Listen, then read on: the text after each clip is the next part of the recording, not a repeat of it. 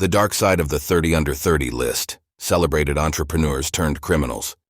An infamous group of entrepreneurs turned felons were praised and plagued by the infamous 30 under 30 list. Here are 7 featured Forbes list receipts who are now alleged criminals, and a look at how they got there. Subscribe to our channel and like video to support the channel. In 2021, Joanna Smith Griffin, the founder of an education technology startup, was featured on the Forbes 30 under 30 list.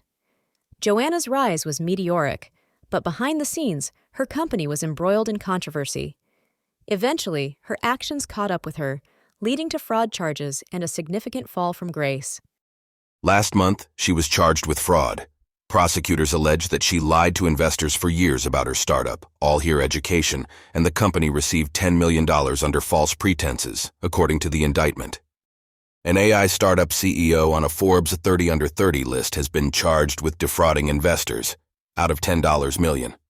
Smith Griffin has joined the infamous group of 30 under 30 honorees praised by the public and media for their early success, before authorities discovered the illicit shortcuts that got them there. Since 2011, Forbes has used the annual list to celebrate and honor entrepreneurs who have excelled in their fields early in their careers. The company says it thoroughly vets each of the nearly 100,000 nominees annually. As The Guardian's Betsy Reed notes, the problem here isn't Forbes, the problem is the vision of success that we've been sold and the fetishizing of youth. 30 under 30 isn't just a list, it's a mentality, a pressure to achieve great things before youth slips away from you. So next time you feel discouraged about not reaching goals by a certain age, remember these 30 under 30 recipients who were honored for their accomplishments in their youth, but had to cut corners and cross legal lines to get there. Sam Bankman-Fried, the founder of cryptocurrency exchange FTX, was named to the list in 2021 for finance.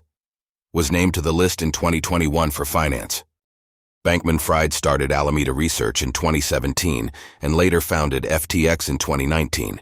Which was valued at $32 billion in 2022. But in November of that year, FTX filed for bankruptcy after struggling to raise funds and facing a liquidity crisis, and U.S. prosecutors accused him of fraud. He was arrested in the Bahamas in December 2022 and charged with defrauding investors in a scheme that led to the bankruptcy of his company. In March, SBF was sentenced to 25 years in prison, 3 years of supervised release, and ordered to pay $11 billion in forfeiture for his orchestration of multiple fraudulent schemes, according to the U.S. Department of Justice. He's currently in prison in California. Related, who is FTX founder Sam Bankman-Fried? Everything to know about the disgraced crypto king. Elizabeth Holmes founded Theranos in 2003, a company that promised a revolutionary blood testing technology, and was once hailed as the world's youngest self-made female billionaire. The company caught the attention of high-profile investors and companies, many of which never even saw the technology before investing, and raked up partnerships with big-name brands like Safeway and Walgreens. Holmes was never officially on the 30 under 30 inches list. However, she did headline the Under 30 Summit in 2015, where she also accepted the Under 30 Doers Award for her work in the healthcare industry and the potential impact of her company's technology. However, just weeks after accepting her Doers Award, Holmes became the subject of an investigation by the Wall Street Journal, raising questions about the legitimacy of her technology. What ensued was nothing short of one mishap after another: failed lab inspections, a slew of lawsuits, and the not-to-be-forgotten net worth dip of $4.5 billion to $0 in 2016. Finally, in 2018, it was revealed that the technology simply didn't work, the company collapsed, and Holmes was charged by the SEC with massive fraud, alleging Holmes knowingly misled investors and the public. Elizabeth Holmes in 2015. David Paul Morris Vertical Bar Getty Images. After nearly a year of delays due to the pandemic, Holmes's trial began in 2021, and she was ultimately convicted on 4 counts of fraud in 2022 and sentenced to 11 years in prison. After a request for a new trial was denied in November 2022, Holmes began her sentence in May 2023. Through it all, Holmes has maintained her innocence. She is currently serving time in prison in Bryan, Texas. Holmes's story of deceit has been the subject of widespread media coverage, including a 2019 HBO documentary, The Inventor, and a 2022 Hulu miniseries, The Dropout, for which Amanda Seyfried won an Emmy Award for her portrayal of the disgraced founder. Related, I worked side by side with Elizabeth Holmes. She seemed like a visionary, but we were all duped, and it's a comfort to see justice served. Charlie Chavez, known for her college financial planning startup Frank, was indicted in May 2023 for wire fraud, bank fraud, and conspiracy charges. Chavez's alleged crimes center on exaggerating the value of her startup during its acquisition by JPMorgan Chase in 2021.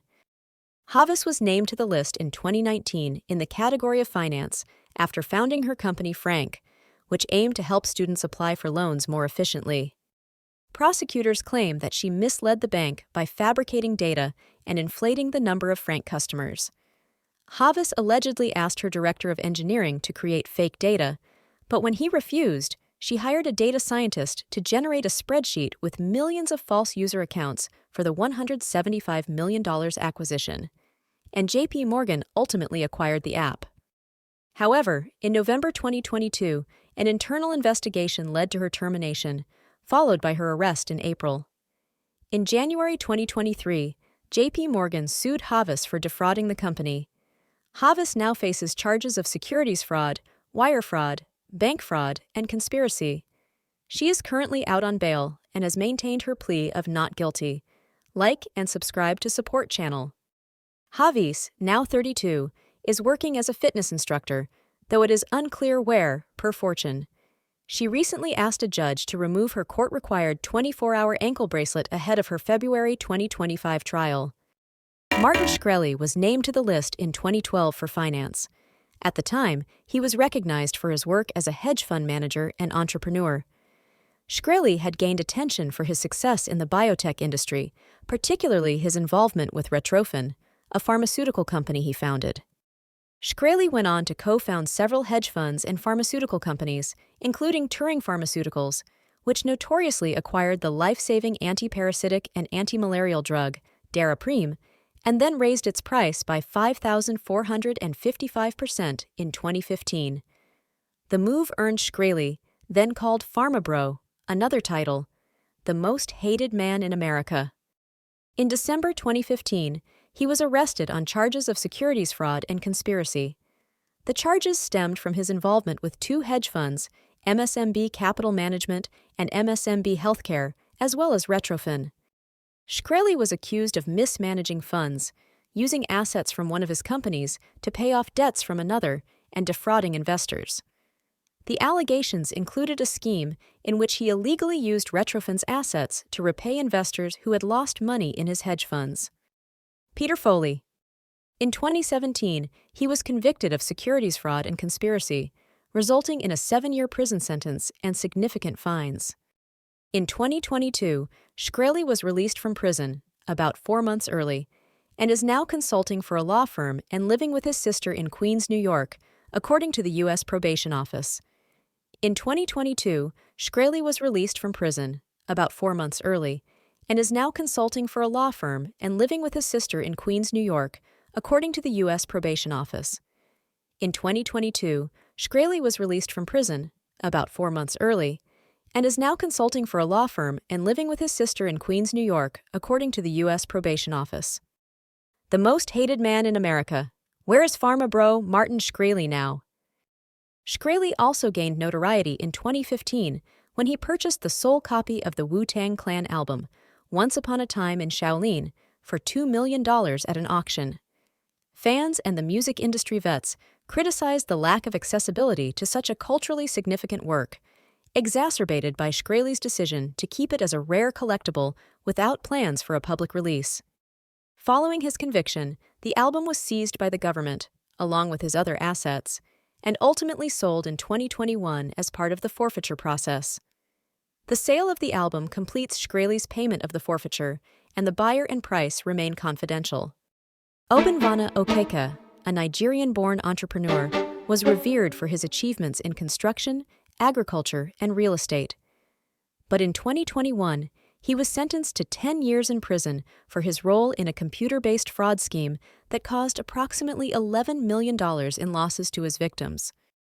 Okeke operated a group of companies, including the Invictus Group, which was the center of O'Keefe's 2016 30 Under 30 title, but ultimately conducted various computer-based frauds from 2015 to 2019. O'Keefe's scheme involved obtaining credentials from hundreds of victims and engaging in email compromise. Through fraudulent wire transfer requests and fake invoices, O'Keefe and his conspirators transferred nearly $11 million overseas. He also carried out other forms of cyber fraud, including phishing emails and creating fraudulent web pages. O'Keefe is serving his sentence and will be released in 2028. In June 2023, Nate Paul, an investor once regarded as a real estate prodigy, was indicted on 8 felony charges for allegedly making false statements on loan applications, which ultimately led to banks loaning the investor over $170 million. According to the indictment, in one application, Paul claimed to have an account with $31.6 million in cash, when in reality the account in question had less than $500,000. Paul's alleged violations took place between March 2017 and April 2018. In 2016, Paul was named to the 30 Under 30 list for founding his real estate investment firm. In November, Paul served a 10-day jail sentence after being held in contempt of court after accusations of financial mismanagement. Paul is still facing federal criminal charges for bank fraud. Follow our channel for more.